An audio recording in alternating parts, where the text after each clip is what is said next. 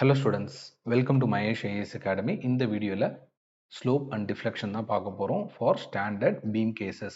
So அதாவது cantilever beam, simply support beamல uniformly distributed load concentrated load இருக்கும்போது maximum deflection, maximum slope values தான் பார்க்க போறோம்.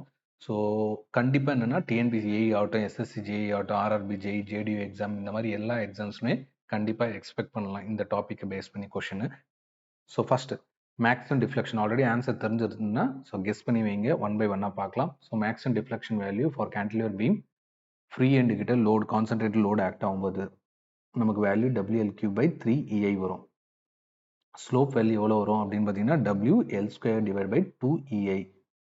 Next maximum deflection for cantilever beam uniformly distributed load throughout the span act ஆகும்போது நமக்கு WL⁴/8EI.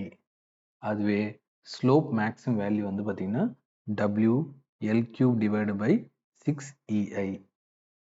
Clear. Next வாங்க simply supported கேஸ்க்கு வாங்க. So concentrated load mid ஸ்பேனில் ஆக்ட் ஆகும்போது மேக்ஸிமம் டிஃப்ளெக்ஷன் வந்து மிட் ஸ்பேனில் தான் அக்கர் ஆகும். வேல்யூ வந்து பார்த்தீங்கன்னா WL³/48EI.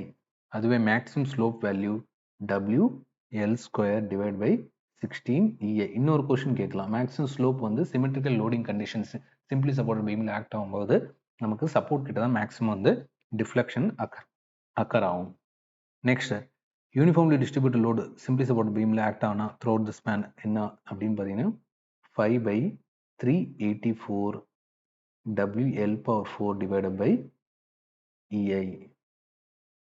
அதுவே ஸ்லோப் வேல்யூ அப்படின்னு பார்த்தீங்கன்னா, ஸோ இதில் நிறைய பேருக்கு எல்லாருக்குமே என்னென்னா டிஃப்ளெக்ஷன் மனப்பாடம் பண்ணி வச்சுருப்பீங்க, பட் ஸ்லோப் வந்து ஃபார்முலாஸ் வந்து தெரியாமல் இருந்திருக்கலாம்.